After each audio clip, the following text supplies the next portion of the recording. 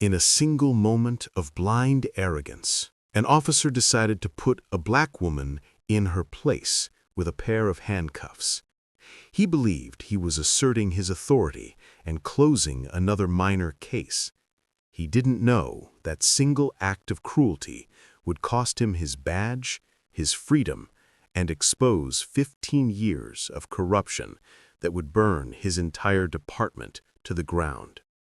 The air in Ferguson, Missouri was thick with the ghosts of history. 10 years had passed since the fires and the fury, but the past wasn't buried here, it was a resident. It lived in the lingering scent of damp asphalt that always seemed to smell like yesterday's rain, in the wary eyes that watched from behind screen doors, and in the silence that fell over a street corner when a police cruiser rolled by too slowly. For Dr. Imani Carter, this atmosphere was not a deterrent, it was data. She stood on the corner of Canfield and Copper Creek, a ghost herself in a city of them. To any casual observer, she was nobody of consequence. A simple gray hoodie, dark jeans, and worn-in sneakers. A plain black backpack was slung over one shoulder, and in her hands she held a small, leather-bound journal, its pages filled with a compact, precise script. She looked like a graduate student, perhaps, or a community organizer. Forgettable, unassuming, and utterly invisible. It was a carefully crafted illusion, the armor she wore in the most dangerous battlefields in America. Inside, Dr. Carter was a precision instrument. As the lead investigator for the Department of Justice's Civil Rights Division, she was the architect of the very investigation she was now conducting, a quiet, surgical inquiry into the festering wound that was the Ferguson Police Department. Her mission was to see the city not from a sanitized government vehicle, but from the ground up, to feel the pulse of the community before the feds arrived in their conspicuous black sedans. She needed to understand the terrain, the fear, and the simmering resilience that reports and statistics could never capture. Her father would have called it walking the beat. He had been a cop in Baltimore for 30 years, a man of contradictions who believed in the sanctity of the badge, even as he saw the tarnish spread. She could still feel the weight of his polished shield in her hand, a childhood memory of cold, heavy metal that represented both protection and power. It was his ghost that walked with her now, a silent partner in her quest to hold that same power accountable. This work wasn't just a job, it was an argument with his memory, a desperate attempt to prove that the uniform he loved could and must be better. A soft breeze rustled the leaves of a nearby community garden, a defiant splash of green in a landscape of concrete and faded brick. Children's laughter spilled from a nearby yard, a sound so pure it felt like a form of protest. Imani jotted a note in her journal, community resilience efforts visible, garden on Canfield. Signs of life persist despite heavy patrol presence. She had just concluded a 45-minute conversation with a barbershop owner named Alistair, a man whose hands were as steady with a straight razor as his voice was when recounting the stories of harassment that never made the news. He spoke of young men pulled over for driving while black, of taillights that were suddenly broken during a stop, of the quiet tax of fear that was levied on his customers every single day. "They don't see us as people to protect," Alistair had said, "not with anger, but with a profound, bone-deep weariness. They see us as problems to manage." Imani wrote that down too, the words precise and damning on the clean white page. It was this quiet, pervasive injustice she was here to document, the slow-burning fire that, if left unchecked, would inevitably explode once more. She closed her eyes for a moment, letting the sounds of the neighborhood wash over her, the distant rumble of a bus, the rhythmic beat of music from a passing car, the murmur of conversation from a nearby porch. It was a community trying to breathe in a space that felt perpetually constricted, That's when she heard it. The low, predatory crawl of a vehicle approaching the curb. She didn't need to open her eyes to know what it was. It was a sound she had learned to recognize in dozens of cities, just like this one. A sound that changed the very chemistry of the air. She slowly opened her eyes. A Ferguson Police Department cruiser, stark black and white against the muted colors of the afternoon, had pulled up alongside her. It idled for a moment, the engine a low growl of intimidation. The passenger side window slid down with a soft whir. The officer behind the wheel was a man whose face seemed permanently set in a sneer. He was white, mid-40s, with a thick neck that bulged over the collar of his uniform. The nameplate on his chest read Doyle. He wasn't responding to a call. He was hunting for friction. "Got a reason to be posted up on this corner?" he asked. His voice was gravelly, accustomed to being obeyed without question. It wasn't a question, it was an accusation.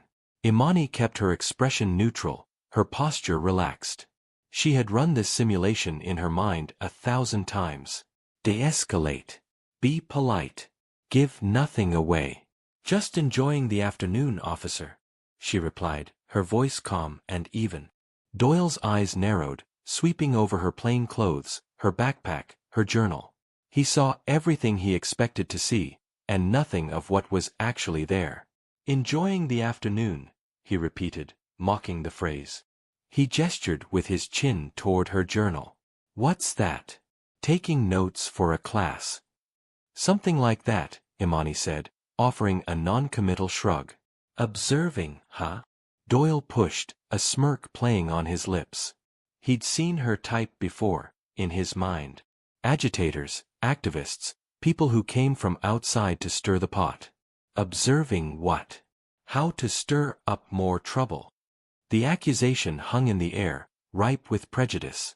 This was the moment, the turning point she had heard about in countless testimonies. The instant a routine interaction curdled into a confrontation, based on nothing more than the color of her skin and the assumptions in his head. "I'm just observing the community, officer," she said, her voice remaining steady. She refused to let him see a flicker of the cold fury that was beginning to coil in her gut. She was a scientist, and this was an experiment. She was the control group.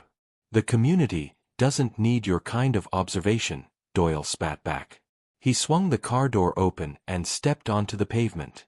He was taller than he looked in the car, with a bulky frame that seemed to block out the sun. He moved with the slow, deliberate confidence of a man who had never had his authority seriously challenged. "Let me see some ID." Imani knew her rights. This was not a lawful request. He had no reasonable suspicion that she had committed, or was about to commit, a crime. But she also knew that in this moment, on this corner, the law was whatever Officer Doyle decided it was. Her mission was to observe the system in its natural state, and this was it, raw and unfiltered. "I don't have any ID on me, officer," she said, which was technically true. Her federal credentials were in a hidden pocket in her backpack, but producing them would detonate the entire investigation. Doyle chuckled, a low, humorless sound. "No ID. Just standing on a corner, writing in a little book. That's loitering. That's suspicious."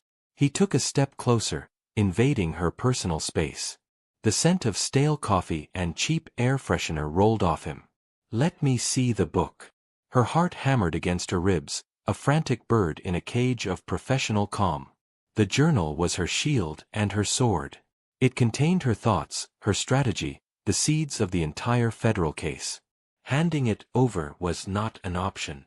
"Officer, with all due respect, my journal is my private property," she said, her tone still polite but now edged with a firm, unmistakable line. That line was all the provocation Doyle needed. His face hardened, the pretense of a lawful stop dissolving into pure, undisguised aggression. "Private property," he sneered. "You're on my street corner, acting suspicious, and refusing a lawful order. Nothing is private when I'm investigating." Before she could react, his hand shot out and snatched the journal from her grasp. The leather cover was slick against his palm. He held it up like a trophy, his thumb flicking through the pages with theatrical slowness. "What do we have here?" he said, his eyes scanning her neat script. "Community resilience, patrol presence. Sounds like cop-watching nonsense to me." He looked up from the journal, his eyes glinting with a cruel satisfaction. "You one of those outside agitators? Here to tell us how to do our jobs?" Imani stood perfectly still, her hands now empty at her sides. She kept her gaze locked on his, her face an unreadable mask. Inside, her mind was a cold, clean machine, recording every detail. The illegal seizure of her property, his loaded language, the way his thumb was creasing the delicate pages. The button on her hoodie, the one that looked like a simple black disc, was recording it all in high-definition video and audio. "That journal is the property of the United States government," she said, her voice low and dangerously quiet. It was a calculated risk, a small warning shot. Doyle just laughed, a loud, barking sound that echoed down the quiet street. "The government. Right. And I'm the president.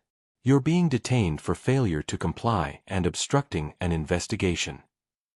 He dropped the journal onto the hood of his cruiser with a careless thud. He reached for his handcuffs. The metallic click as he unlatched them was unnaturally loud in the sudden silence. Imani didn't resist as he grabbed her arm, his grip bruisingly tight. She didn't flinch as he twisted her arm behind her back, the cold steel biting into her wrists. He was making a show of it, a performance of dominance for the watchful eyes in the windows, for his own inflated sense of power. He saw a black woman in a hoodie, a problem to be managed, an easy win to close out his shift. As he pushed her toward the back of the cruiser, forcing her head down, she caught a final glimpse of the street. The community garden, the barber shop, the children's laughter now silenced. She saw it all through the warped glass of the police car window. He thought he was putting her in a cage. He had no idea that he had just willingly stepped into hers. The investigation was no longer about observation. It had just become personal. Have you ever been in a situation where someone in a position of power completely misjudged you based on how you looked? Share your story and how it made you feel in the comments below. The world shrank to the dimensions of a cage on wheels. The distorted view of Ferguson passing by the smeared plexiglass divider was a parody of freedom. Every familiar landmark, a corner store, a church, a child's bicycle left on a lawn, rendered alien and distant. The scent inside the cruiser was a layered assault, the sharp, sterile tang of industrial cleaner failing to mask the sour undertones of old vinyl, sweat, and something that smelled unmistakably like fear. It was the scent of countless bodies that had sat where she was sitting, a lingering residue of desperation. Dr. Imani Carter regulated her breathing, a slow, methodical rhythm that was the only thing she could control. Inhale for 4, hold for 4, exhale for 6. It was a technique taught to special agents, a way to keep the heart rate down, to keep the mind a cold, clean machine in the face of chaos. The handcuffs were a masterclass in calculated pain.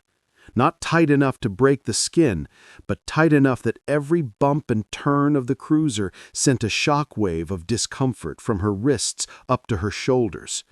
Her body was being mapped by the casual cruelty of the system. In the front, Officer Doyle's voice crackled over the radio, a sound stripped of its earlier aggression and replaced with a flat, bureaucratic boredom.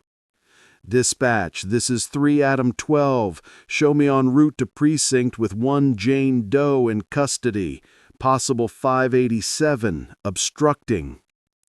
Jane Doe. The name erased her.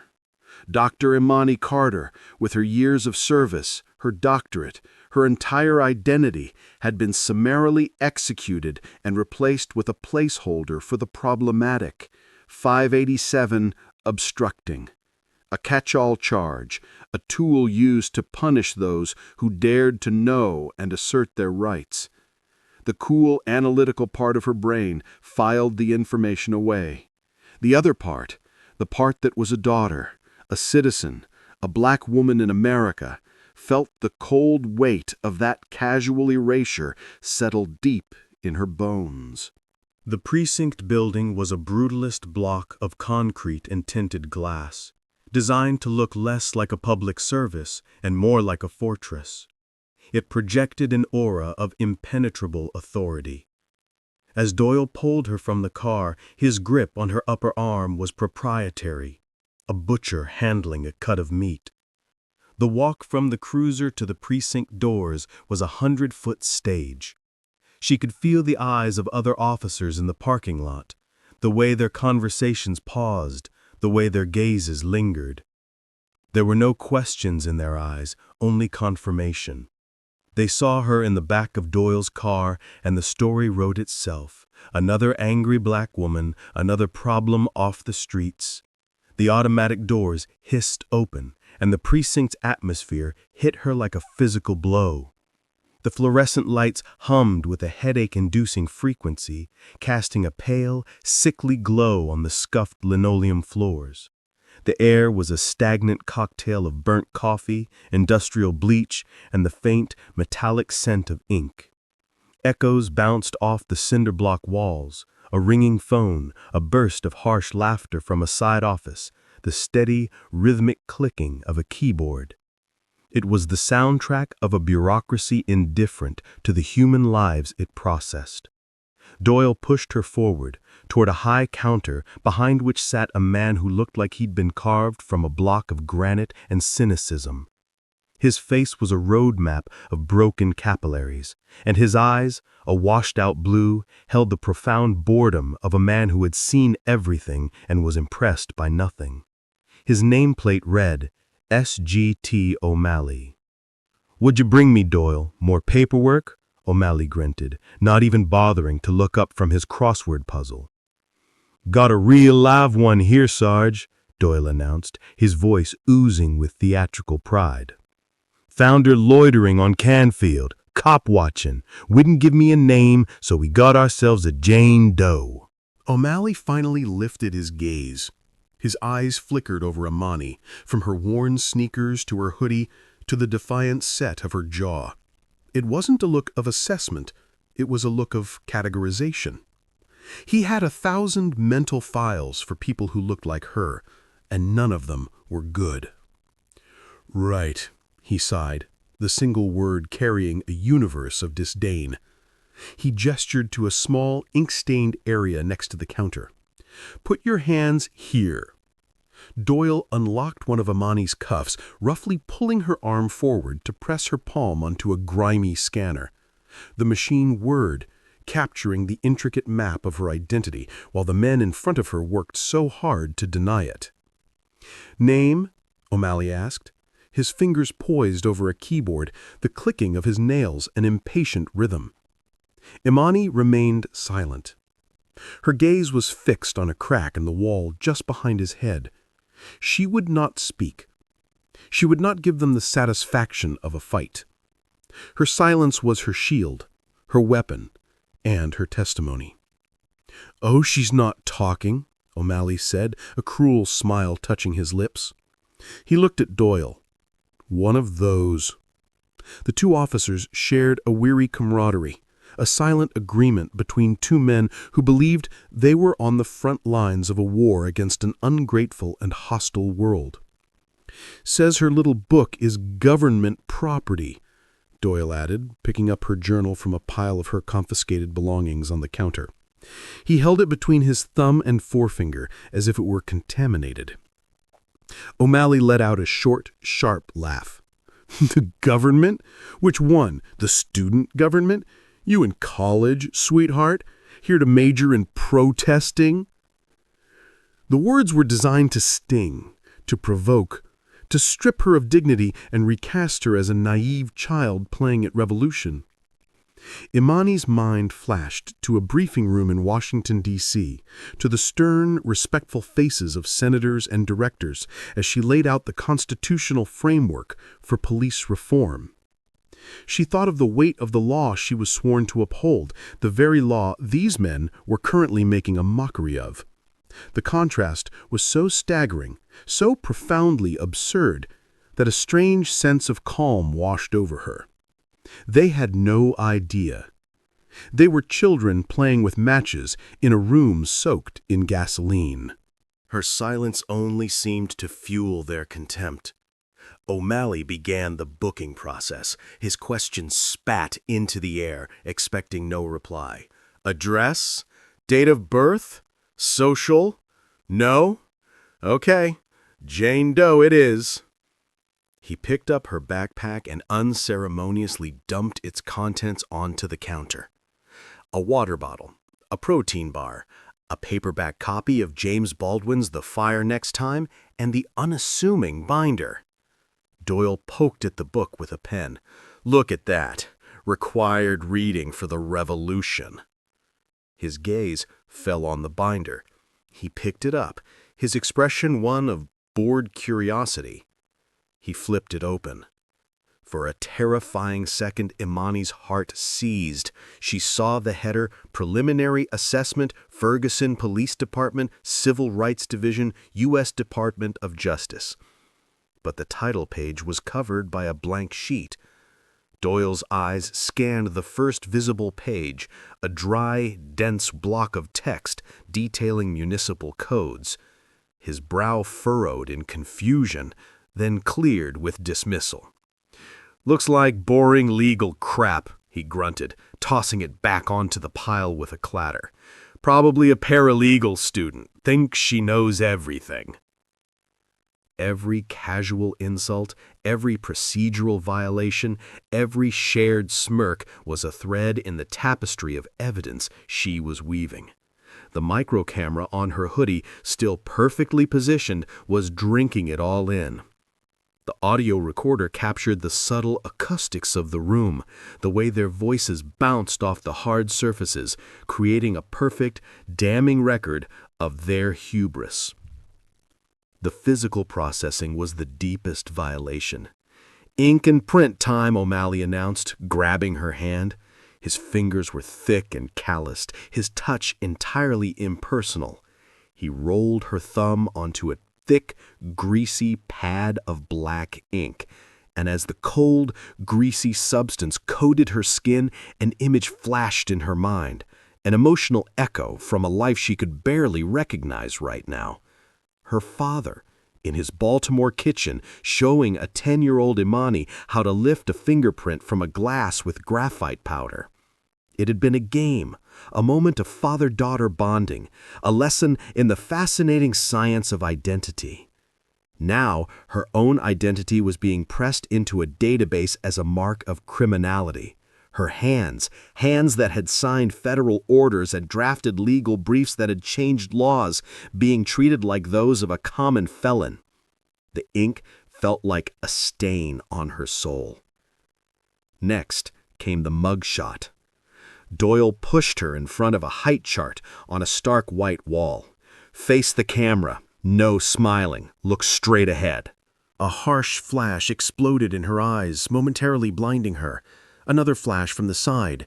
She was no longer a person. She was a set of angles, a profile, a data point in a system designed to consume and categorize people who looked like her. In that blinding white light, she saw the faces of countless others, the wrongfully accused, the forgotten, the brutalized.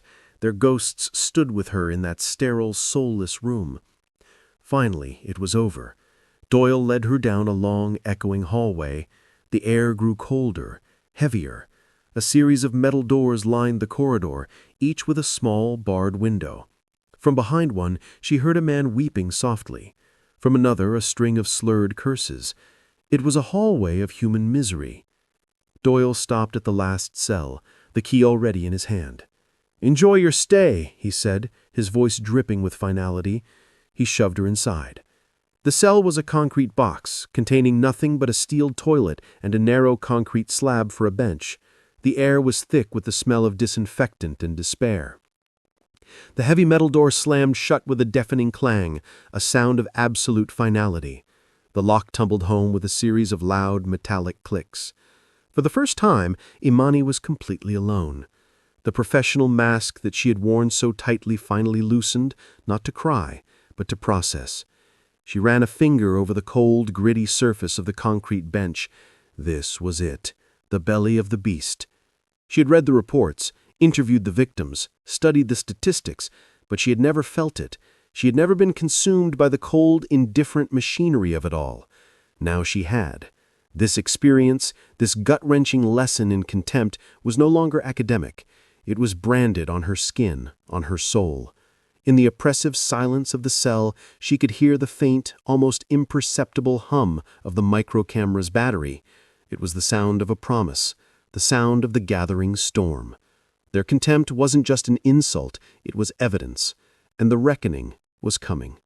What is the most frustrating part of trying to explain yourself or your situation to someone who has already decided who you are?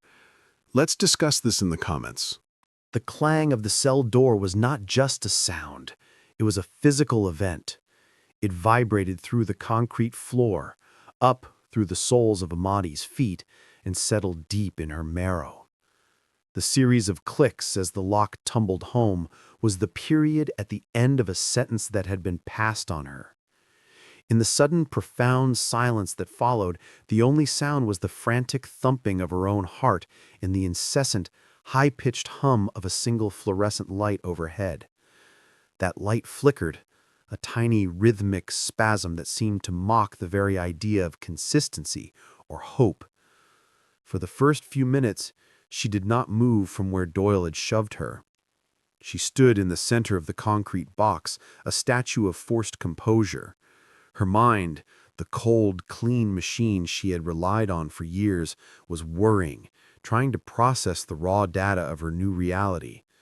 The cell was 4 paces long, 3 paces wide, a toilet and sink combination molded from a single piece of chipped stainless steel was bolted to one wall.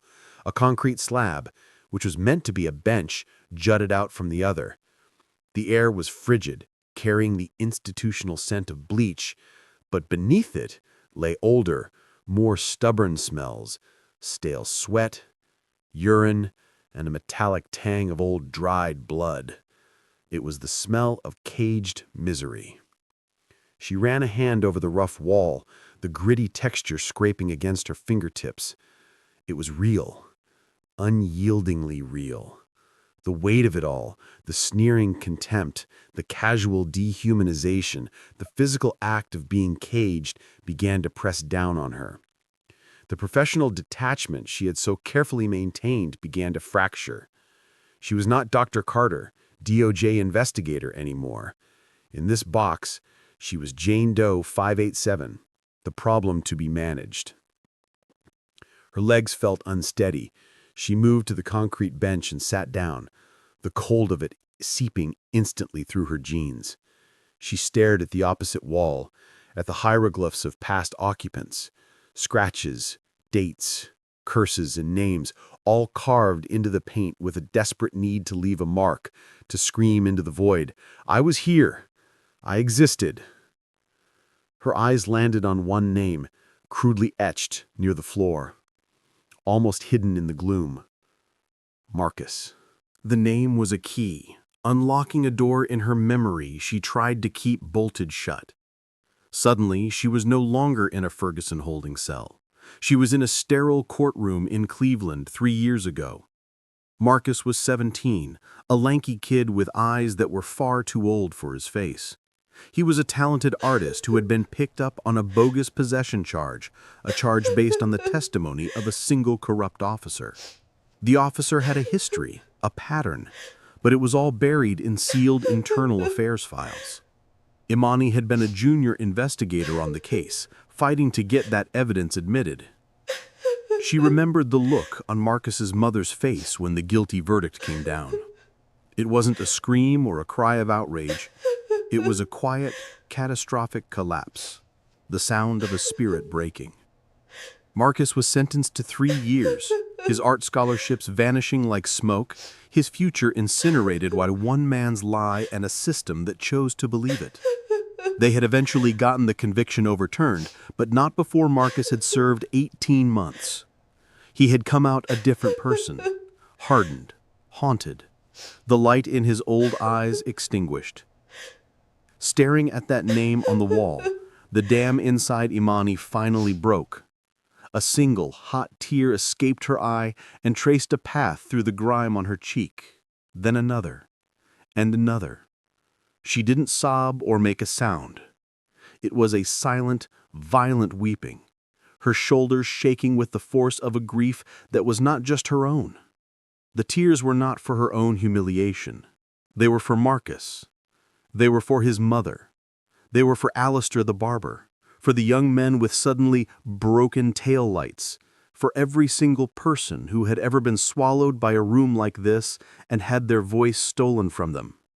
She wept for the sheer, grinding injustice of it all, the monstrous weight of a system that could so casually, so efficiently destroy a life and feel nothing. She cried for her father, for the good man who believed in a version of that system that she was beginning to believe had never truly existed.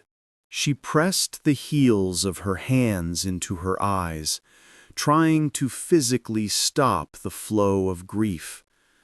The feeling of utter powerlessness was suffocating. Here she was, a top federal official, one of the most powerful investigators in the country, and she had been reduced to this. A nameless woman weeping in a cage, her fate in the hands of men who saw her as less than human. The irony was a bitter acid in her throat. What good was her power, her knowledge, her determination, if it could all be stripped away by one arrogant cop with a badge and a bad attitude? The flickering fluorescent light above her buzzed, and in that moment of despair, it sounded like a final, mocking laugh. But then, something shifted. The well of grief, which had felt bottomless, began to run dry. In its place, a different kind of heat began to rise. It started as a spark in the pit of her stomach, a low, dangerous burn. It was rage. A pure, cold, clarifying rage. The tears slowed, then stopped. She lowered her hands from her face. Her vision was blurry, but as it cleared, the cell looked different. It was no longer a cage. It was a vantage point. The graffiti on the wall was no longer a testament to despair. It was a list of indictments. The cold was no longer oppressive. It was sharpening. She wiped her face with the sleeve of her hoodie, the action rough and deliberate. She was not wiping away tears. She was wiping away the victim. The vulnerability she had allowed herself was not a weakness. It was a baptism. She had needed to feel the full, crushing weight of the injustice to remember, with absolute clarity, why she had dedicated her life to fighting it. Her posture changed. She sat up straight, her spine a rod of steel against the unyielding concrete. Her breathing evened out, no longer just a calming technique, but the steady, powerful rhythm of a predator's heart. Her eyes, no longer clouded by sorrow, became sharp, analytical instruments, scanning every inch of her surroundings. This wasn't just a cell. This was the heart of the disease, and she was the surgeon who had just been granted unprecedented access to the patient. The clock in her mind started ticking again, but it was no longer a slow crawl. It was a countdown. She had approximately 2 hours and 20 minutes left before they would be forced to either charge her or release her. They would release her. They were too arrogant, too certain of their power to bother with the paperwork for a Jane Doe loiterer. And that would be their final, fatal mistake. Her mind began to work with ferocious speed, a storm of strategy and legal precedent. She cataloged every violation she had personally witnessed, every piece of evidence she had gathered. Violation 1, the stop. Fourth Amendment violation. Officer Doyle acted without reasonable, articulable suspicion. His reasoning, loitering and cop-watching, was a pretext for a racially motivated stop. Pure harassment. Violation 2, the seizure, Fourth Amendment violation. He had illegally seized her journal without a warrant and without probable cause. His claim of obstructing was invalid, as the initial stop was unlawful. Violation 3, the detention. Fifth Amendment violation. She had been detained without being read her Miranda rights. She had been questioned, however briefly, before her right to say nothing was acknowledged. Violation 4, right to counsel. Sixth Amendment violation. She had not been offered a phone call. Not that she would have taken it, but the failure to offer it was a critical procedural breach. It spoke to a department that had grown lazy, a department that had forgotten the rules because it had never been forced to follow them. She thought of Doyle's face, that smug, self-satisfied sneer. She thought of O'Malley's cruel, dismissive smile. This was no longer just about systemic patterns and practices. This was now about them. They were the living, breathing embodiments of the rot she was here to excise. Justice needed a face, and they had willingly, arrogantly provided theirs. The plan began to form in her mind, sharp and clear. Her release, the phone call, the mobilization of the regional FBI field office, the warrant, the real one, the one that would grant her access to every file, every server, every dirty secret hidden in this fortress. She would not just expose the corruption, she would dismantle it, piece by agonizing piece. She would get justice for Marcus. She would honor her father's memory by building the system he only ever dreamed of. A slow, cold smile touched Imani's lips. It was a smile that held no humor, only the promise of a coming storm. The officers in this precinct thought they had all the power. They had the guns, the badges, the steel doors. But power was not just about force. True power was about knowledge, patience, and the will to see justice done no matter the personal cost. They had made a critical error. They had locked her in a room surrounded by concrete and steel, and in doing so, they had given her the one thing she needed most: time to think. The slow burn of injustice had finally ignited a fire that would consume them all. Time in the cell had become a thick, gelatinous thing, but the sound of footsteps in the hallway cut through it like a knife. The steps were heavy, unhurried, the sound of worn boot soles scuffing against linoleum. They stopped outside her door. A jangle of keys, a moment of fumbling, and then the distinct metallic intrusion of a key sliding into the lock. The sound was a violation all over again, a reminder that this small world, her entire reality for the past 3 hours, was completely controlled by the whims of others. The lock turned with a series of loud, protesting clicks, and the heavy steel door swung inward with a groan. Sergeant O'Malley stood in the doorway, his bulky frame silhouetted against the harsh, fluorescent light of the corridor. He didn't look at her. His eyes were fixed on a clipboard in his hand, his expression one of profound, soul-crushing boredom. He had already moved on. This was just a final piece of administrative housekeeping. "Time's up," he grunted, his voice flat and devoid of any emotion. He jerked his thumb over his shoulder. "Let's go." Imani rose from the concrete bench. Her muscles were stiff. A deep, bone-aching cold had settled into her joints. She schooled her face into a mask of neutrality, letting none of the diamond-hard resolve she had forged in the darkness show.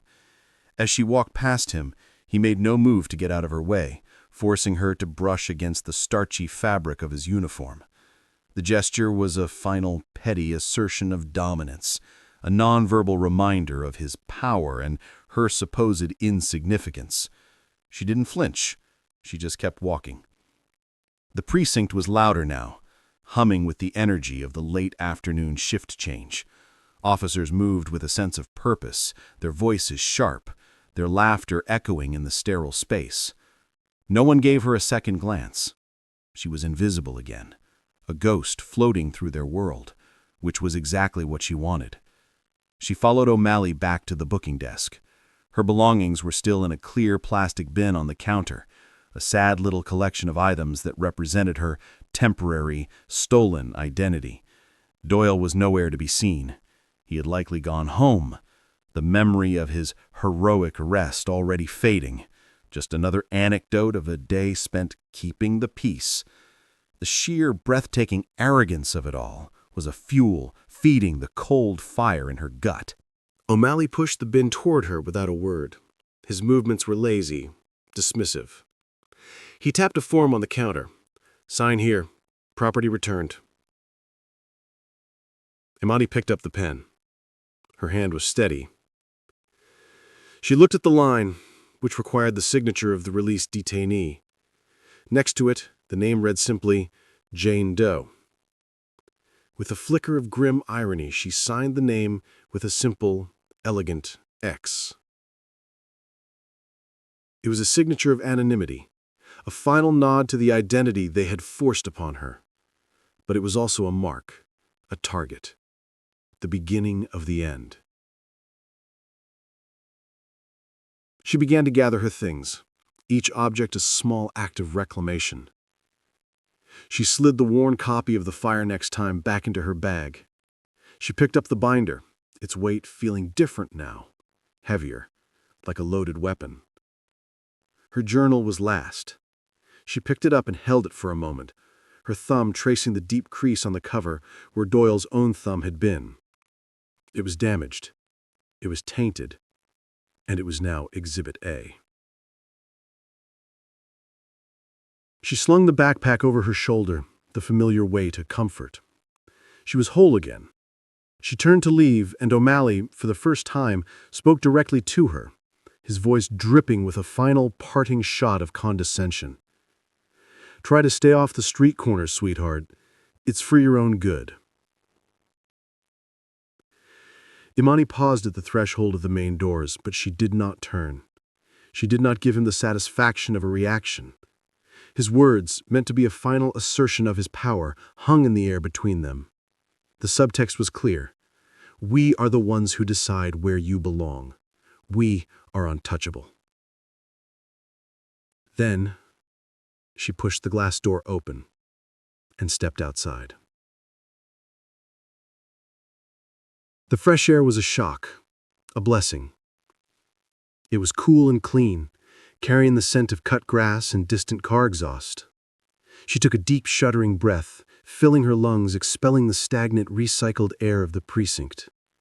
The late afternoon sun was warm on her face, and she closed her eyes for a single luxurious second, letting the sensation wash over her. It was a moment of transition, of shedding one skin and stepping into another. The ghost of Jane Doe evaporated in the sunlight, and Dr. Imani Carter, federal investigator, a woman of formidable unseen power, took her place. She walked a full block away from the precinct, her pace measured and calm. She turned a corner onto a quiet residential street, stopping beside a small park where the sound of children playing provided a stark contrast to the world she had just left. This was what she was fighting for. Not an abstract concept of justice, but this, the right to exist, to laugh, to live in a world not governed by the whims of arrogant men with badges. She reached into her backpack, bypassing the burner phone and her personal cell. Her fingers found a small, hidden compartment in the lining and closed around a third device. It was a military-grade satellite phone, heavy and dense, with a hardened rubber casing. It was a direct, encrypted link to the highest levels of the Justice Department, a tool for moments precisely like this one. She pressed a single button, and the phone powered on with a low hum. It didn't search for a cell tower. It searched for a satellite in low Earth orbit. Within seconds, a secure connection was established. She speed-dialed a single number. It rang once. A clipped, professional voice answered, a voice she knew well. "This is command." Imani's entire demeanor shifted. Her voice, when she spoke, was an instrument of pure, undiluted authority. The quiet observer was gone. The calm victim was gone. In their place was a commander, a strategist, a force of nature about to be unleashed. "This is Investigator Carter," she said, her tone crisp and cold as ice. "Initiate protocol. Activation code Crimson Tide 7. There was a pause on the other end, not of hesitation, but of confirmation. A flurry of keyboard clicks. "Activation code confirmed, Investigator. Crimson Tide 7 is a go. Are you secure?" Imani's eyes were fixed on the distant, brutalist shape of the Ferguson Police Department. She saw it not as a fortress, but as a target. "Affirmative," she replied. "I am secure, but I am confirming direct hostile contact with FPD officers, including illegal detention of a federal agent in the course of an active investigation." The keyboard clicks on the other end became more frantic. A new voice, deeper and more senior, came on the line. "Dr. Carter, this is Deputy Director Evans. Confirm your status. Were you harmed?" "Negative, Director. I am not harmed, but I can confirm that evidence acquisition is complete and secure," she said, subtly tapping the button camera on her hoodie. "The department is operating with extreme prejudice and a complete disregard for constitutional procedure. The pattern is not just systemic, it is openly hostile." This was the power she wielded. It was not the brute, simple power of a pair of handcuffs. It was the complex, devastating power of the law itself, a power she had spent her entire life mastering. She was the living embodiment of the phrase, brains over brawn. Her strength wasn't in her fists, but in her voice, her intellect, and the unshakable system she had at her back. This was the strength of a black woman who had navigated and conquered institutions designed to exclude her, who had turned their rules, their laws, their own systems against them. "Director," she continued, her voice dropping to a low, commanding pitch, "I am invoking my full authority under Title 18, Section 242 of the U.S. Code. I want you to mobilize Tactical Team Alpha from the Regional FBI Office and the full Forensic Seizure Unit. I want a complete lockdown of that precinct. No one enters, no one leaves. Nothing is deleted. I want every server, every file, every single piece of paper secured under your direct authorization." "Consider it done, Doctor." The director's voice was grim. "What's your deployment window?" Imani looked at her watch. "Standard protocols, a 60-minute deployment window. I am on site and will be your point of entry. You will move on my signal." "Acknowledged. Team Alpha is mobilizing. Godspeed, Imani." The line went dead. Imani lowered the phone, her knuckles white as she gripped the heavy device. She stood there for a long moment, the sounds of the children's laughter in the park washing over her. She had just set in motion an operation that would tear a police department apart. She had just declared war. She looked back at the precinct, that arrogant block of concrete. They thought they had won. They thought they had put another troublemaker in her place. They were laughing, drinking burnt coffee, and closing out their shifts. They had no idea that the full, crushing weight of the United States government was about to fall on them like a thunderbolt from a clear blue sky. And she, the woman they had dismissed as a nameless, powerless nobody, would be the one directing the storm. Describe a time when you had to remain silent, knowing that your moment to act and speak with your full authority was coming. What did that quiet moment of preparation feel like? Share your thoughts in the comments. The briefing room of the Ferguson Police Department smelled of stale coffee, sweat, and the cheap, pine-scented disinfectant that never quite managed to kill the underlying scent of institutional decay. It was a room built for function over comfort, a beige box of scuffed linoleum, metal-framed chairs, and a whiteboard covered in the ghosts of old bolo alerts. For Officer Frank Doyle, this room was a sanctuary. It was a decompression chamber from the chaos of the streets, a place where the unspoken rules were understood, where the frustrations of the job could be aired without judgment. It was home. He leaned back in his chair, the metal groaning under his weight, and took a long sip of lukewarm coffee from a stained mug that read "World's Saltiest Cop." The day shift was ending, and the familiar, boisterous energy of the evening shift was filling the room. Lockers slammed shut in the adjoining room, followed by the rough camaraderie of insults and laughter. It was the sound of a tribe gathering before the hunt. Doyle felt a familiar surge of pride. This was the thin blue line, and he was standing right on it. Sergeant Miller, a man with a walrus mustache and a perpetually weary expression, stood at the front of the room, tapping a pen against a clipboard. "All right, settle down, ladies," he barked, his voice a familiar gravelly roar. "Let's get the day shift highlights so you night crawlers know what fresh hell you're walking into. Doyle, anything to report besides your usual traffic stops and broken hearts?" A wave of laughter rippled through the room. Doyle straightened up, a slow, self-satisfied smirk spreading across his face. This was his stage. He loved this part of the day, the casual storytelling, the reinforcement of his own narrative as a proactive, no-nonsense cop. "Actually, Sarge, I do," he began, pitching his voice to carry across the room. "Had a real interesting one over on Canfield." He paused for dramatic effect, letting the anticipation build. "Got a call in my head about a potential agitator. You know the type. Young, black, hoodie up, standing on a corner scribbling in a little notebook like she's planning the next revolution." He saw the nods of recognition around the room. They all knew the type. It was a character they had collectively invented and reinforced for years, a convenient shorthand for their deepest suspicions. "So, I roll up, nice and easy," Doyle continued, embellishing the story with practiced ease. "Ask her what she's doing. She immediately gets mouthy. I'm talking a real attitude problem. Starts spouting nonsense about her rights, about how she's observing the community." He made air quotes with his fingers, his face a mask of theatrical disbelief. "So, I ask for ID, and what do you know, she's got nothing. Refuses to give a name. Starts getting aggressive." In Doyle's mind, this was the truth. Over the past few hours, his memory of the event had conveniently edited itself, smoothing over the inconvenient details, his unprovoked approach, her calm demeanor, his illegal seizure of her property, and replacing them with a narrative that cast him as the calm professional handling a volatile threat. "Things escalated," he said, leaning forward, his voice dropping conspiratorially. "She's accusing me of harassment, trying to bait me, probably had a buddy nearby recording the whole thing. I saw right through it. So I did what any of you would have done.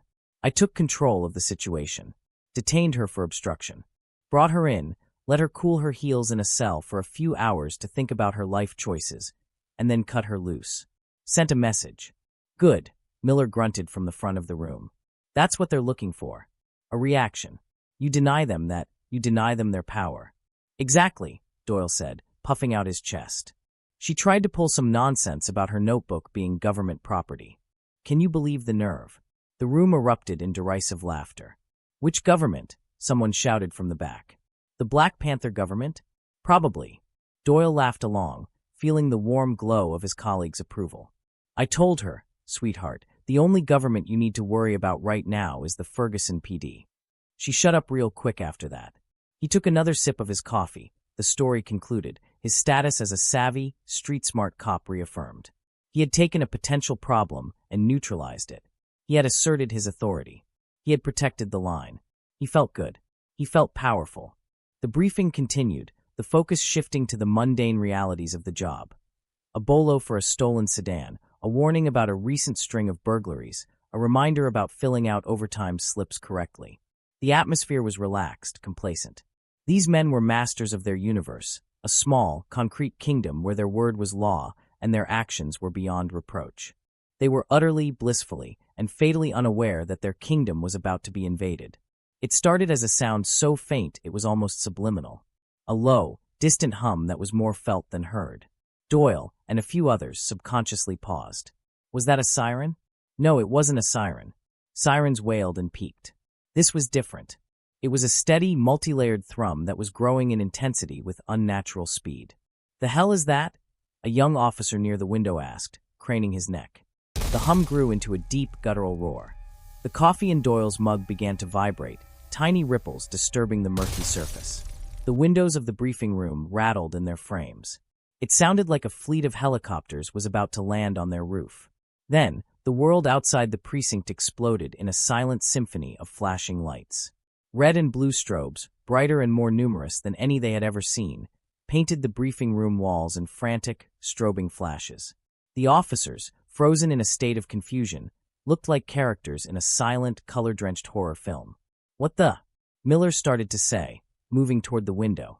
But before he could get there, the roar was upon them, culminating in the high-pitched, agonizing screech of multiple tires braking hard on asphalt. One screech. 2. 5. A dozen. It sounded like the entire world was slamming to a halt right outside their door. The young officer by the window went pale. "Holy," he whispered, his voice trembling.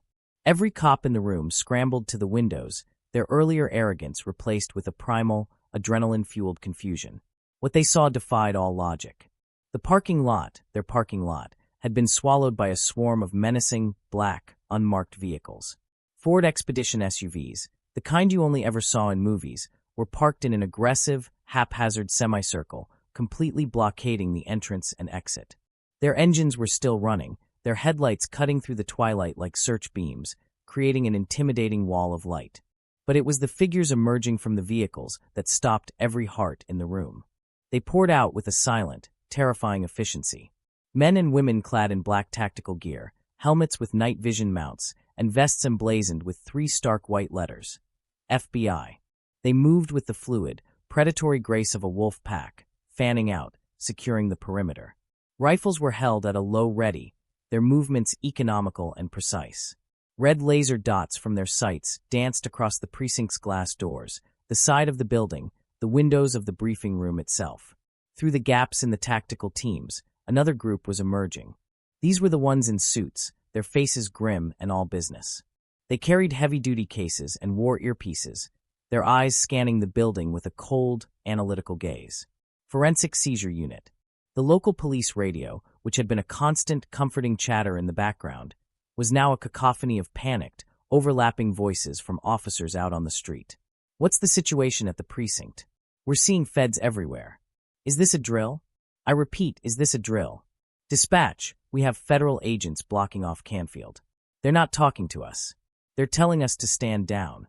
The briefing room was dead silent, the only sound the heavy, panicked breathing of 24 cops who had, in the span of 30 seconds, gone from being the hunters to the hunted. Doyle stood frozen, his mind refusing to process what his eyes were seeing. This wasn't happening. It was a mistake. A prank. Maybe a movie was being filmed. Any explanation was better than the terrifying truth that was beginning to dawn on him. He saw a figure step out of the lead SUV, a vehicle so black it seemed to absorb the light around it. The figure was not in tactical gear. It was a woman in a dark, perfectly tailored suit. She moved with an unhurried, unshakable confidence, flanked by 2 of the largest, most intimidating FBI agents Doyle had ever seen. She stopped at the edge of the blinding headlights, her silhouette framed like a character in an action movie making her grand entrance. She looked at the precinct, her head held high, a general surveying the battlefield just before the final, decisive charge. Doyle squinted, his heart a cold, hammering drum against his ribs. There was something familiar about her posture, about the way she stood. His mind reeled back through the day, through the mundane reports, the traffic stops, and then, with a jolt of pure ice-cold horror, it landed on one memory. The hoodie, the journal, the quiet, defiant eyes. It was her. It was the woman from the street corner. The world tilted on its axis. The blood drained from Doyle's face, a look of complete, cataclysmic disbelief washing over him. The woman he had called sweetheart, the Jane Doe he had dismissed as a nobody, was standing outside, and she had brought the entire weight of the United States government with her. The reckoning had not just arrived. It had kicked the door down. Have you ever witnessed a moment where someone's arrogance led to their immediate and spectacular downfall? What went through your mind as you watched it happen? For a long, frozen moment, the world of the Ferguson Police Department existed in a state of suspended animation. 24 cops stood, mouths agape, staring through the windows at the impossible scene unfolding in their parking lot. The flashing lights painted their faces in frantic strokes of red and blue, their expressions a gallery of disbelief and dawning terror. The universe they had so confidently controlled had just been invaded by a foreign and infinitely more powerful species. The moment shattered. There was no warning, no shouted demand. The glass of the precinct's front doors simply exploded inward, vaporized into a million tiny crystals by a concussive breach. A smoke canister immediately followed, skittering across the linoleum floor and erupting in a thick, disorienting cloud of white smoke. Through the haze, figures moved with a terrifying, ghost-like speed. FBI. On the ground now. Hands where I can see them. The commands were not suggestions. They were sonic blows, delivered with an authority that tolerated no argument. The cops in the briefing room, trained for conflict, reacted on pure instinct. Hands went to holsters, chairs were kicked back, bodies tensed for a fight. It was a fatal miscalculation. Before a single FPD weapon could clear its holster, a half-dozen black-clad tactical officers were on them, moving with a fluid precision that made the local force look like clumsy amateurs. Drop your weapons. Do it now. The order was punctuated by the sharp, intimidating clicks of rifle safeties being disengaged. The red laser dots that had danced on the walls now found homes on the chests of the Ferguson officers. The choice was simple: compliance or oblivion. One by one, with trembling hands, they unbuckled their gun belts and let them fall to the floor with a series of heavy, defeated clatters. The sound of their castrated authority echoed in the tense, smoke-filled room. They were ordered to their knees, hands laced behind their heads. The hunters had been caged in their own den. The chaos lasted for exactly 90 seconds. Once the local officers were subdued, a tense, controlled silence descended. The tactical team stood like statues, rifles still trained, their presence a suffocating weight. The smoke began to clear. And through the haze, through the shattered frame of the front door, she entered. The contrast was so absolute, so fundamentally reality-altering, that for a moment, Doyle's brain refused to process it. Then, hours ago, she had been a problem to be managed. A figure in a nondescript gray hoodie that hid her shape and made her anonymous. Her hair was tucked away, her face bare, her posture deliberately non-threatening. She was Jane Doe, a woman in worn-out jeans and sneakers, someone you could push against a wall, whose journal you could snatch, whose wrists you could bind in cold steel.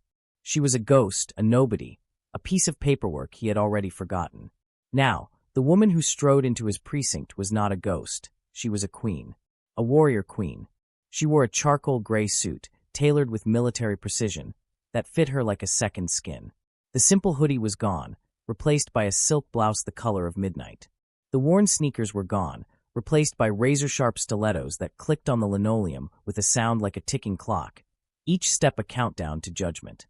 Her hair was pulled back into a severe, elegant bun, revealing the sharp, intelligent lines of her face.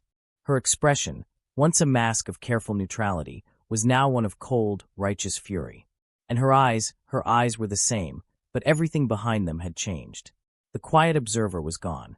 In her place was a predator, a commander, the absolute, unshakable center of gravity in a world she had just torn from its axis. She walked through the parted sea of FBI agents, her two towering escorts from the SUV falling into step just behind her. She didn't swagger. She didn't rush. She moved with a measured, deliberate grace, a panther entering a room full of cornered prey.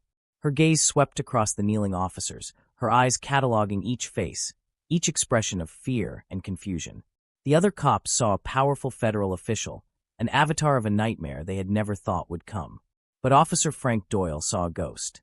His ghost. His heart, which had been hammering against his ribs, seemed to stop altogether. The blood in his veins turned to ice water. The coffee cup slipped from his nerveless fingers and shattered on the floor, the sound unnaturally loud in the dead silence. It was her, the woman from the street corner, the Jane Doe, the sweetheart. Imani's eyes continued their slow, methodical sweep of the room until they found him. And when they did, they locked onto his with an intensity that felt physical, a force that pinned him in place. She started walking toward him, her steps echoing in the cavernous silence. With every click of her heels, a memory from their encounter flashed in Doyle's mind. Click. Her calm, even voice saying, "I'm just observing the community." Click. His own sneering reply. Observing what? How to stir up more trouble. Click. The feel of her journal being ripped from her hands. Click. The sight of her face as he pushed her into the back of his cruiser. She stopped directly in front of Sergeant Miller, who was kneeling beside Doyle. She looked down at the ranking officer, her expression unreadable. "Sergeant Miller," she said, her voice calm, clear, and cutting. It was the same voice from the street corner, but now it was amplified by the absolute authority of the moment. "My name is Dr. Imani Carter. I am the lead investigator for the Civil Rights Division of the United States Department of Justice." Miller's head snapped up, his eyes wide with a mixture of terror and utter confusion. "DOJ, I don't understand."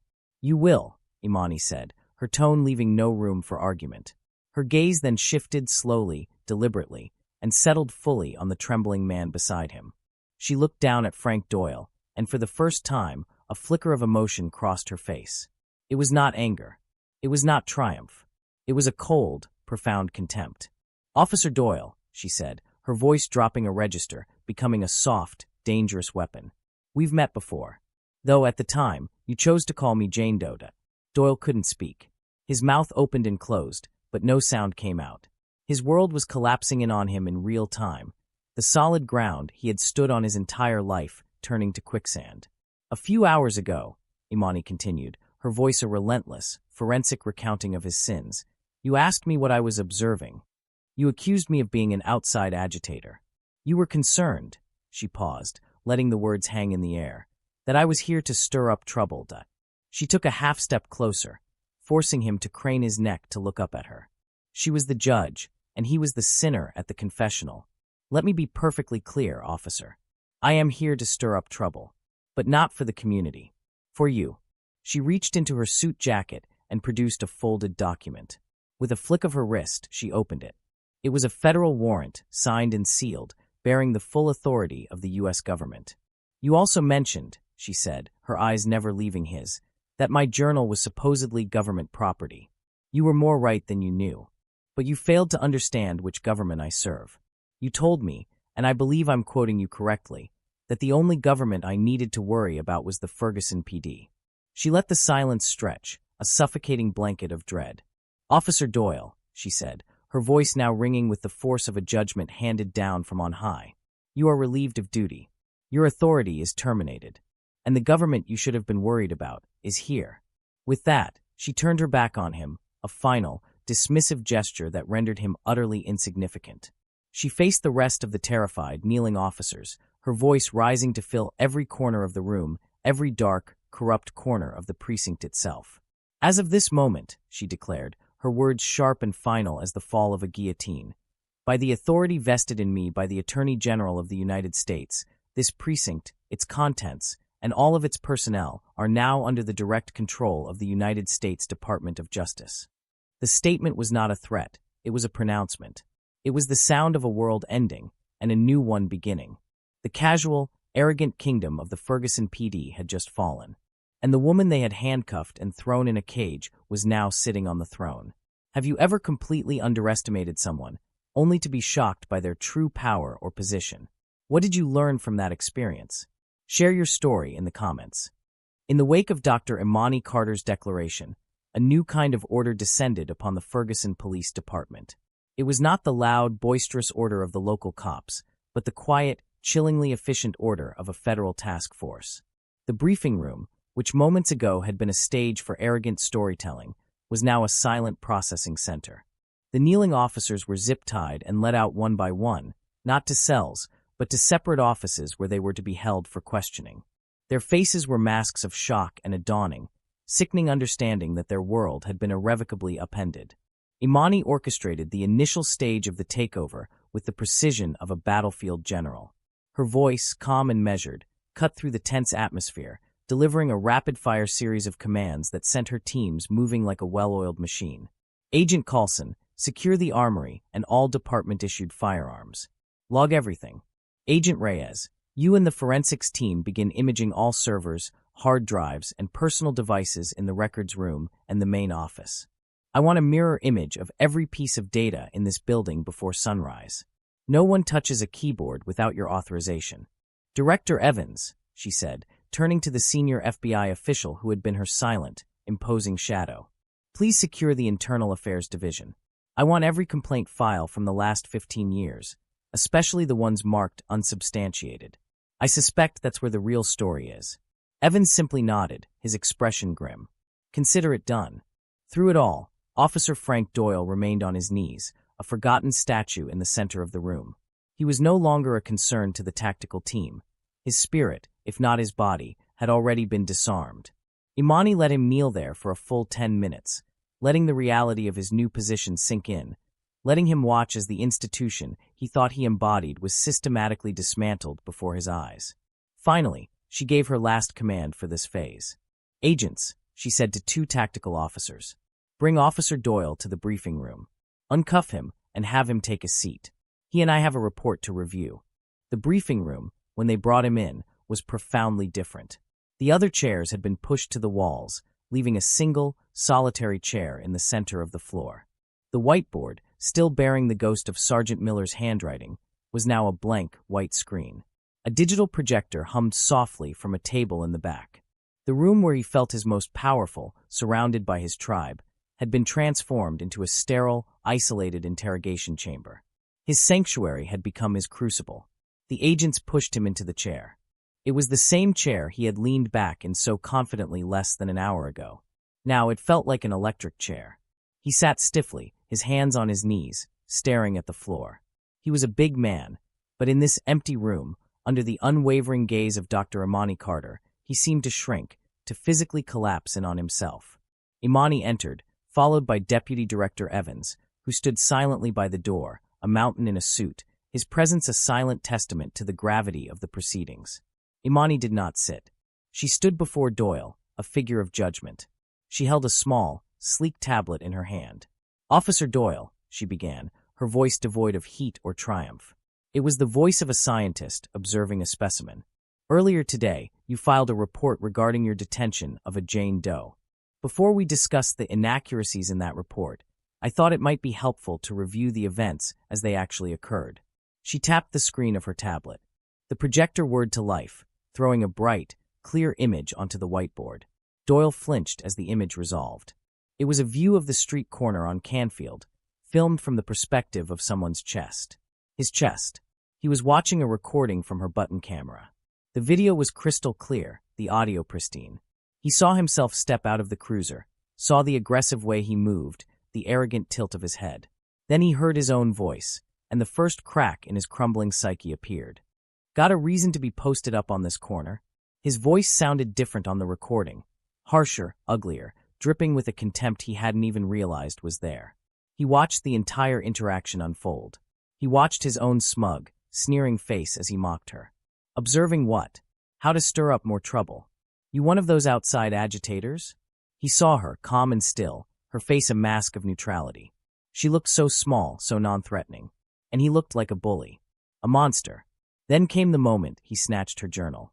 He saw his own hand, a blur of motion, violating her space, her property. He heard his own derisive laughter. He watched, horrified, as his on-screen self manhandled her, twisted her arm, and snapped the handcuffs on her wrists. The sound of the clicking metal was deafening in the silent room. A low, guttural sound escaped Doyle's throat. A whimper. This wasn't how it happened. Not in his memory. In his memory, he was in control, he was righteous, he was the hero. The video showed a different story. The video showed a petty tyrant abusing a powerless woman for sport. The recording continued, capturing the ride to the precinct, the entire dehumanizing booking process. He heard Sergeant O'Malley's voice, their shared jokes, their casual cruelty. One of those. You in college, sweetheart? Here to major in protesting. He saw himself dump her belongings on the counter. He saw himself mock the James Baldwin book. He saw himself toss the DOJ binder aside, utterly oblivious.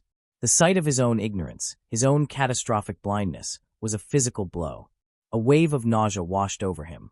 His face, projected in the harsh light, was pale and clammy. A single bead of sweat traced a path from his temple down his jaw, dropping onto the collar of his uniform like a tear. Imani let the video play to its conclusion, the slam of the cell door. Then she turned it off. The screen went white, plunging the room back into its stark reality. For a full minute, the only sound was the hum of the projector and Doyle's ragged, shallow breathing. He sat hunched over, his head in his hands, his body trembling. The arrogant cop was gone, vaporized by the undeniable truth of the recording. All that was left was a terrified, broken man. Imani let the silence stretch, letting him stew in the poison of his own actions. When she finally spoke, her voice was a quiet, surgical instrument. "Officer Doyle," she said softly. "The penalty for the assault of a federal officer under Title 18, Section 111 of the U.S. Code carries a statutory maximum of 20 years in a federal prison. The penalty for making false statements to a federal agent, which you have done in your report and will be questioned on, is another 5. That's 25 years, Frank. 25 years in a world where a man with your former profession is not popular." She let that image sink in. The image of him, an ex-cop, in a federal penitentiary. It was a death sentence. Doyle's head snapped up. His eyes were wide with a desperate, animal terror. "No, please. I didn't know who you were." "And that is the entire point," Imani replied, her voice hardening. "You didn't know. You didn't care. You saw a black woman, and you made a series of assumptions that have now ended your career and most likely your life as a free man. Does the level of respect you show a citizen depend entirely on who you think they are?" "No. It was a mistake," he stammered, his voice cracking. "It was not a mistake," Imani countered, her voice like a whip. "It was a choice. It was a pattern. We've already pulled your file, Frank. We know about the complaints. We know about the internal affairs investigations that went nowhere. This wasn't a mistake. This was just the day you got caught." She took a step closer. "So, you have 2 paths in front of you. Path 1, you remain loyal to the thin blue line. You keep your mouth shut, and you take the full weight of these charges. You'll be a hero to your friends in this precinct for about 5 minutes, and then you'll spend the next 2 decades learning what it's like to be on the other side of the bars. Alone." She paused, letting him absorb the horror of that future. "Or," she said, her voice dropping to a conspiratorial whisper, "there is path 2. You cooperate. You tell me everything. Not just about today, but about every day. You tell me about the policies that are never written down. You tell me which supervisors encourage this kind of behavior. You tell me who falsifies reports. You become the most valuable witness the Department of Justice has ever had in a police corruption case. You help me burn this precinct to the ground." She let the offer hang in the air. It was a lifeline, a devil's bargain. His loyalty to his tribe versus his own self-preservation. Doyle stared at her, his mind reeling. The thin blue line. The brotherhood. The years of shared risks and secret understandings.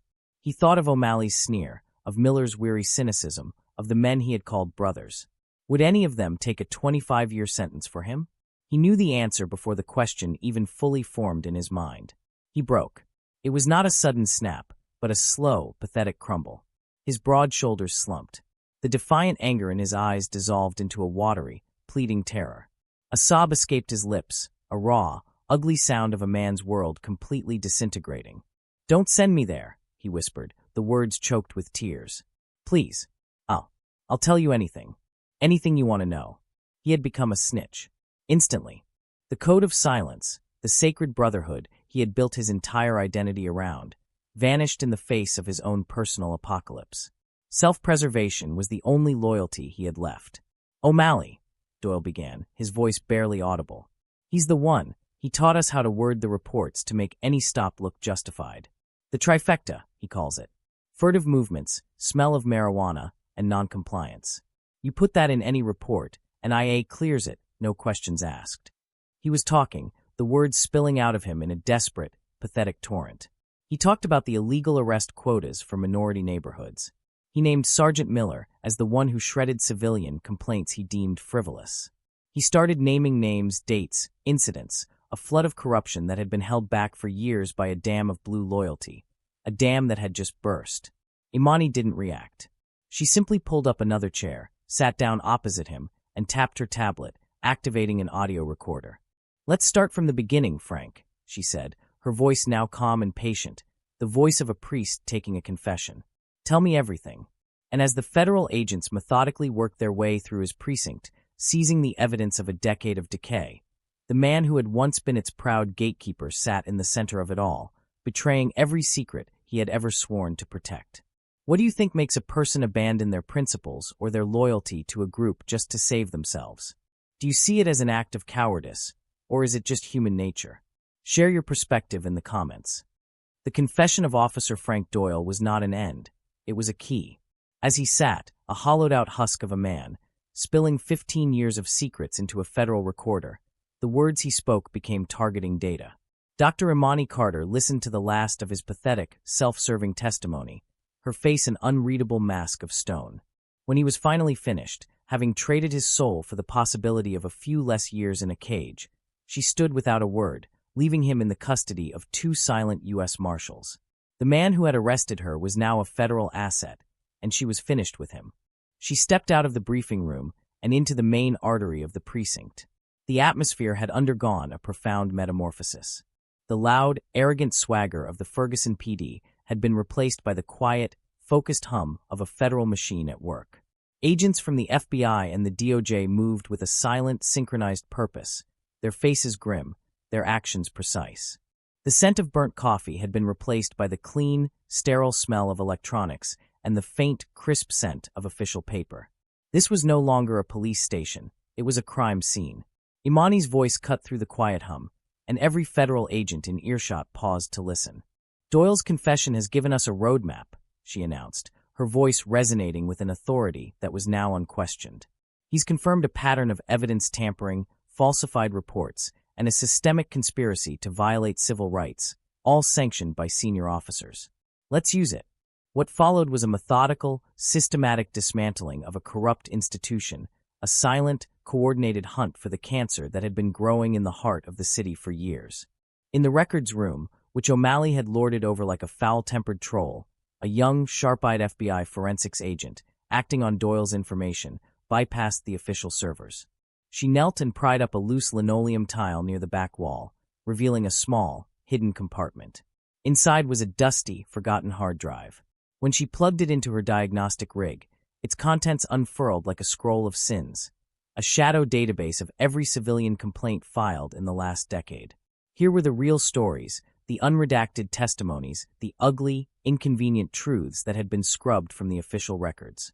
The name Marcus flashed on the screen, his file containing an eyewitness account that directly contradicted the official report, an account that had been deliberately buried. In the evidence locker, a place sacrosanct in any functional police department, another team conducted a full audit. They found what Doyle had promised they would find: sealed evidence bags that were suspiciously light, their contents having been pilfered for street informants. More damningly, tucked away in a mislabeled box behind a stack of old riot shields, they found 3 unregistered handguns, cheap, untraceable drop guns, perfect for planting on an unarmed suspect to justify a fatal shooting. In Sergeant Miller's own office, a senior DOJ agent, acting on Doyle's confession about the trifecta, pulled the arrest reports from the last 5 years. Using a simple algorithm, he searched for the key phrases Doyle had mentioned: furtive movements, odor of marijuana, failure to comply. The results were staggering. Over 60% of the department's arrests of black men under the age of 30 contained some combination of that exact phrasing. It wasn't a coincidence. It was a script, a pre-written narrative of guilt that had been pasted over hundreds of lives. The thin blue line, the sacred brotherhood that Doyle had so desperately tried to cling to, began to unravel with terrifying speed. As the evidence mounted, the interrogations of the other officers began. They were no longer a unified tribe. They were a collection of terrified, isolated individuals, each one realizing that their only path to survival was to be the first one to talk. Sergeant O'Malley, the cynical gatekeeper, tried to bluster his way through it. He sat in a small, windowless office, his arms crossed, a sneer on his face. "I don't know what kind of fantasy world your boy Doyle is living in, but I do my job by the book." The DOJ agent across from him didn't argue. He simply slid a printed-out log across the table. It was the access log for the shadow complaint server. O'Malley's username was at the top of the list, with over 200 entries marked delete, or archive, and unactionable. "The book you wrote, Sergeant?" the agent asked quietly. O'Malley stared at the paper, his face turning the color of old parchment. The sneer dissolved, replaced by the slack-jawed expression of a man who had just been checkmated. The fight went out of him instantly. He began to talk. Sergeant Miller, the weary supervisor, was a different case.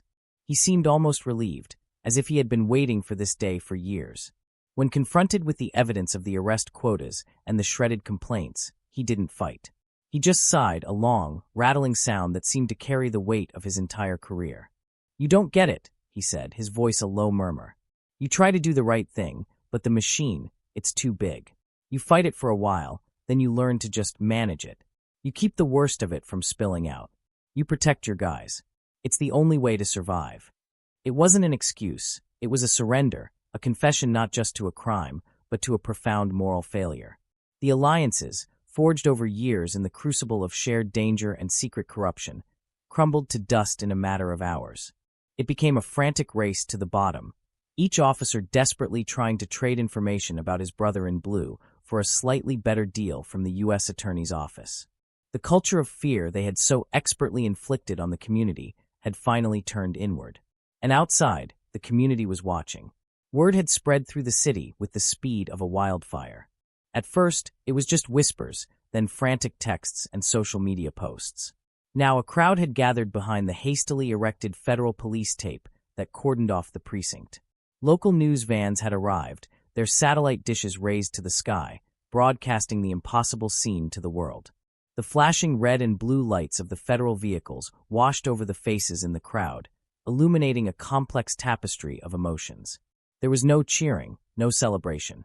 The wound was too deep for such a simple reaction. An elderly woman stood with her hands clasped to her mouth, tears streaming down her wrinkled cheeks. They were tears of a grief so old, she probably no longer remembered when they had started. Maybe, just maybe, they were also tears of relief. A group of young men stood with their arms crossed, their faces hard and skeptical. They had seen this movie before. New faces, new promises, but the system always remained. They watched with the guarded expressions of people who had learned the hard way that hope was a dangerous luxury. And standing near the back, his arms crossed over his chest, was Alistair, the barber. He watched the federal agents moving in and out of the precinct, his expression unreadable. He had seen generations of his customers brutalized and humiliated by the men in that building. He had listened to their stories of injustice until his own heart had grown heavy with the weight of it all. He watched now, not with joy, but with a fragile, cautious, and profoundly weary sense of hope. He caught the eye of another man in the crowd, and they shared a slow, solemn nod, a silent acknowledgement that something had just broken open. From a darkened window on the second floor, Imani watched them. She watched the tears, the skepticism, the hope. These were the people her father had sworn an oath to protect. These were the people the men in this building had sworn an oath to serve. She had heard Doyle's confession, she had seen the mountain of evidence, but it was the sight of these faces, of this community holding its collective breath, that solidified the true stakes of her mission. This wasn't just about sending a few bad cops to prison. This was about restoring the soul of a city. The system had cracked open, and through the fissure, a small, tentative ray of light was beginning to shine. Her job now was to make sure that light was not extinguished. When a system is deeply broken, do you believe it can be reformed from within, or does it need to be completely dismantled by an outside force to create real, lasting change? Share your thoughts and reasons in the comments. 6 months later, the air in the Thomas F. Eagleton Federal Courthouse was cool, quiet, and heavy with the solemnity of the law. The chaotic, adrenaline-fueled fury of the precinct raid had cooled into the slow, methodical, and grinding process of federal justice. Today was the final act for the man who had started it all. Frank Doyle stood before the judge, a man utterly transformed. The once burly, arrogant officer was now a ghost of his former self. He had lost weight, his ill-fitting suit hanging loosely on his shrunken frame. His face was pale and gaunt, the sneer he once wore replaced by the hollowed-out, haunted expression of a man who had been forced to look into the abyss of his own actions. The thin blue line was nowhere to be seen. None of his former colleagues were in the gallery to support him. He was utterly, completely alone. Dr. Imani Carter sat in the back of the courtroom, an anonymous figure in a simple dark dress. She was not here as a victor or a victim. She was here as an observer, a professional seeing the process through to its necessary conclusion. She listened as the judge delivered his final remarks, his voice a stern, resonant tool of accountability. "Mr. Doyle," the judge began, looking down from the bench, "for 15 years, you were entrusted with a badge and a gun, symbols of public trust and immense power. You were charged with protecting the constitutional rights of every citizen in your community. Instead, you treated those rights as an inconvenience and the citizens you were sworn to serve with contempt. Your actions on the day of your arrest were not an aberration. They were the culmination of a long and sordid career of abusing your authority." Imani watched Doyle's shoulders slump, the weight of the judgment pressing him down. "However," the judge continued, "this court also acknowledges your subsequent and substantial cooperation with the federal investigation.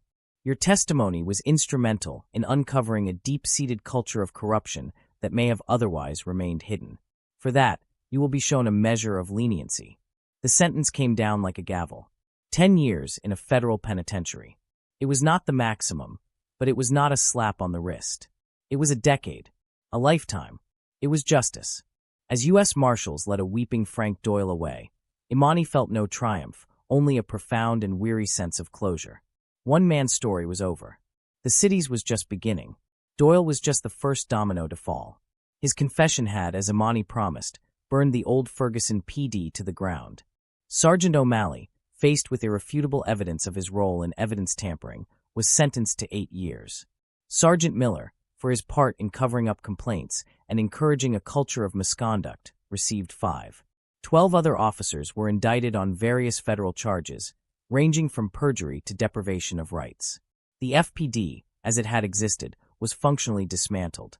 In its place, a new department was being built from the ashes, forged under the strict oversight of a DOJ consent decree that Imani herself had drafted. The changes were not cosmetic, they were foundational. A new police chief, a reform-minded black woman from Atlanta, was brought in to lead the overhaul. Mandatory, continuous training in de-escalation, constitutional rights, and implicit bias became the new standard. Body cameras were now worn by every officer, their footage automatically uploaded to a secure, tamper-proof cloud server. The infamous trifecta was now explicitly banned, and a new conviction integrity unit was established. Its first major act was to formally reopen the case of a 17-year-old artist named Marcus. Within a month, his conviction was officially expunged, and the city of Ferguson issued a public apology and a substantial settlement.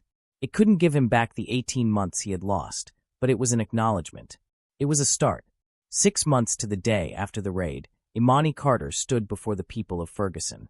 The meeting wasn't in a sterile government building, but in the gymnasium of a local community center, a place that smelled of waxed floors and decades of basketball games. The folding chairs were filled with a cross-section of the city.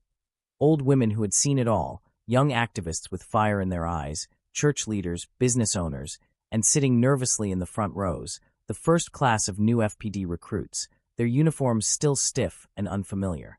Imani saw Alistair the barber in the second row. He caught her eye and gave a slow, solemn nod. She wasn't standing behind a podium. She stood on the same floor as everyone else, a simple microphone in her hand. She had shed the armor of her power suit, opting instead for a professional but approachable blouse and slacks. She was not here as a conqueror from Washington. She was here as a partner. "Good evening," she began, her voice warm and clear, filling the cavernous room. 6 months ago, the Department of Justice came to your city because your voices, which had been crying out for years, were finally heard. We came because the trust between this community and those sworn to protect it had been not just broken, but systematically shattered. She paused, her eyes sweeping across the diverse faces. "I won't stand here tonight and tell you that everything is fixed. I won't promise you a perfect future. That kind of trust isn't rebuilt with a single investigation or a few new rules.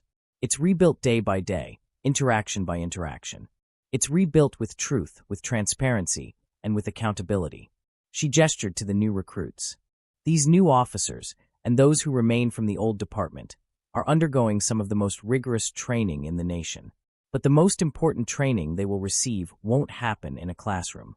It will happen out there, on your streets, when they listen to you, when they treat you with the dignity and respect you have always deserved." She took a breath, allowing a hint of her own story to enter her voice. I have seen the failings of this system from the inside. I know the profound and personal cost of its arrogance. The day I first came to Ferguson, I was reminded that justice is not an abstract concept. It is the feeling of safety when you walk down your own street. It is the belief that your child will come home at night.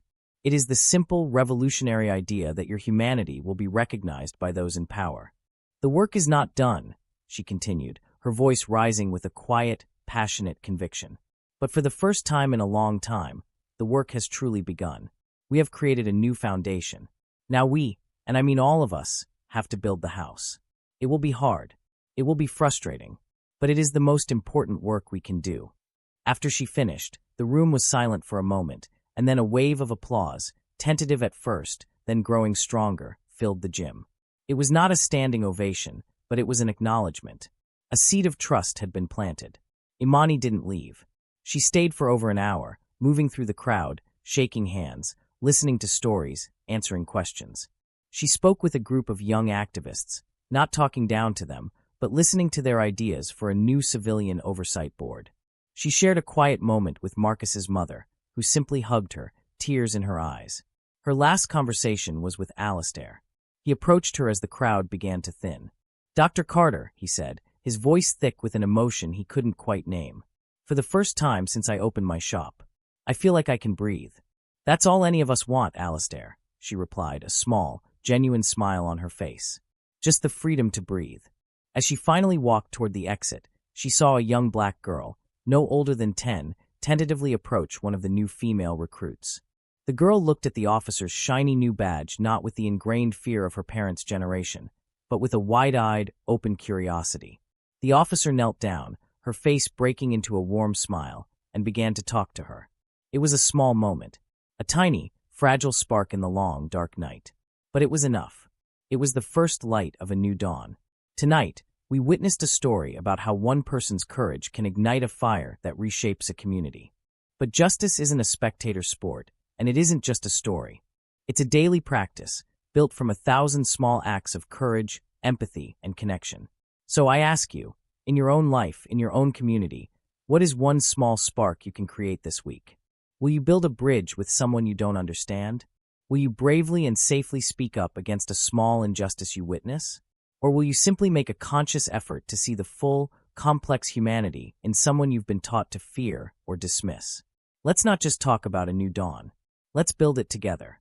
Share your spark of hope in the comments below, and let's inspire 1,000 points of light. If this story of justice and accountability moved you, please show your support by hitting the like button, sharing it with someone who needs to see it, and subscribing to the channel for more powerful stories just like this.